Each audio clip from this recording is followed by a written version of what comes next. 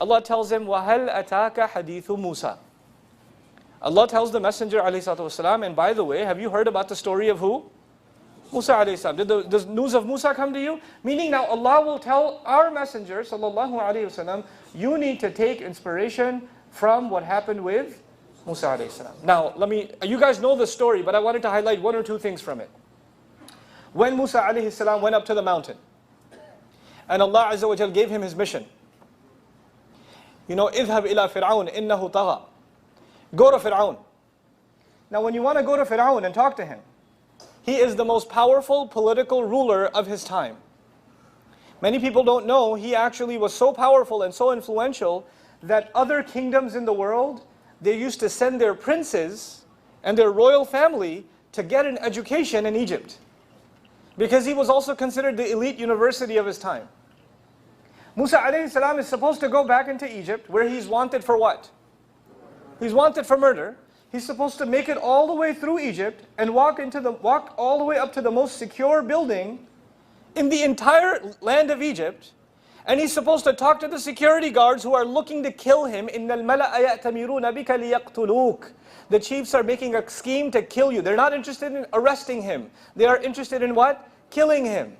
And he's supposed to walk up to the most secure building in all of Egypt, and arguably the most heavily guarded building in the entire world at the time.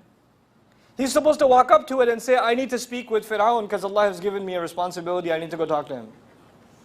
And he's supposed to expect that the doors will open wide and they'll say, please sir, would you like some orange juice too? And you know, walk him right in and give him a special VIP meeting with the king.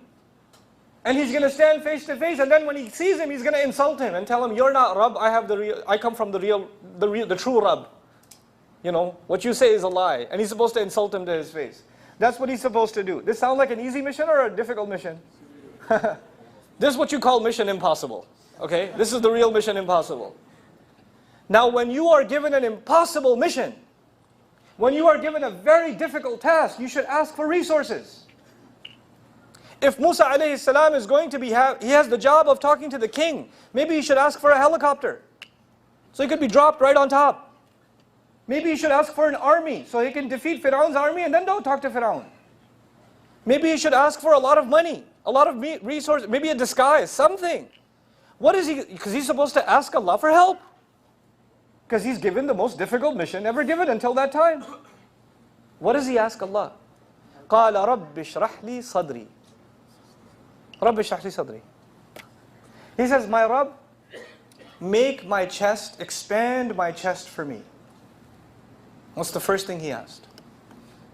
He didn't ask for money, he didn't ask for power, he didn't ask for media resources, he didn't ask for political position. You know, the Muslims say today, man, if we had power, our situation would be different. If we had the money, our situation would be different. If we owned the news outlets, our situation would be different. Let me tell you something. The prophets know what to ask. They know what to ask. And they had to deal with media, they had to deal with political corruption, they had to deal with military might. And what's the first thing they asked for? Rabbi shrah li sadri. Expand my chest. Now what in the world does that mean? You know what that means? When somebody has inshirah al-sadr, when their chest is open, you know what that means? They're not bothered. They're calm. They're at peace. They're not depressed. They're not sad. They're not worried. They're not nervous. They're not afraid. They're not negative. They're not pessimistic. They're not hopeless. As a matter of fact, someone who has inshirah al-sadr, when their chest is opened up, then when you go meet with them, you become calm too. You become positive too. You become happy too. The mission that Allah has given him is so hard. He should be complaining about that every day. Man, our mission is so hard. SubhanAllah, every day I try and things get over more difficult. They get even harder. Like Muslims do today. SubhanAllah, every day there's a new fitna. There's something new happening in the news. First there was this, then there was that, then there was that. There was the shootings in Paris, then there was the shootings in Texas, and there was this in the news and that, and then oh my God, things are getting so bad. And we're constantly negative. And we forget that the first thing to ask Allah is what? Rabbi shrah li sadri.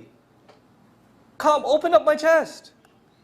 We have to understand that the mission Allah gave us, He knows which mission is possible and which mission is what? Impossible. And this is a matter of iman. When we believe, الَّذِينَ يُؤْمِنُونَ Ghaib. We believe in the unseen. When we see the reality of the money and the propaganda and the media and the corruption and the continued spilled blood and all of it, we start thinking there's no way to win. But you know what? That's when you're tested. Because then you have to believe in what? The unseen. That's when you have to believe the unseen. And where does belief in the unseen rest? In the chest. When you see the reality, you get depressed and your heart becomes tight. That's why he said in a different surah, وَيَضِيقُ صَدْرِي. My chest becomes tight. Here he asks, رَبِّ اشْرَحْ لِي صَدْرِي. Open up my chest. Make me positive. I have to believe that the help of Allah will come. I have to believe. It's a matter of my iman. I have to believe that all the media in the world will be crushed. All of it will be crushed by the help of Allah. I have to believe that. My chest has, and I have to be calm about it. I have to be very relaxed, and I don't think I'm crazy. This is actually very logical, because when the help of Allah comes, nothing can stop it. إِن يَنْصُرْكُمُ اللَّهُ فَلَا غَالِبَ لَكُمْ. If Allah were to aid you, there's no possibility of anybody overcoming you. Anybody overcoming you. And the first condition of that is the believer has to believe that the help of Allah will come. The believer has to be positive. You know, I'll give you a scenario. I'll show you a movie scene, not a real movie. Relax, okay? Astaghfirullah, I'm leaving. No, relax. I'll make up a movie for you. So on the one hand, there's an army. Very powerful. Millions of soldiers. And on the other hand, there's one guy. And this whole army approaches this, how many guys? One. He doesn't even have a weapon. He doesn't even have a weapon. And he's smiling. And he comes to the general of the army and he says, if you know what's good for you, you will turn around and run away. And the entire army is laughing like, this guy. We could crush him with one horse. What's he talking about? Except they don't know that he controls airstrikes. And they're watching him from satellite. And they can drop bombs on the entire army right there. Laser precise. They have no idea. Why is this guy not nervous? He doesn't have to have an army behind him, because he has an army where? Above. You can't even see it. Well, you know what? We don't have to have an army behind us. Where's our army?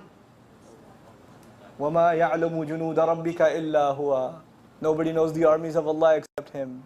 When you stand by the word of Allah, then the forces of Allah are behind you. وَلِلَّهِ جُنُودُ السَّمَاوَاتِ وَالْأَرْضِ وَكَانَ اللَّهُ عَلِيمًا حَكِيمًا. Why would you think you're alone? That's a matter of iman. That's the kind of belief we're supposed to have. That's how positive we're supposed to be. That we can battle anything. We can withstand any pressure, any propaganda, any media. There's nothing. All of that is nothing to Allah.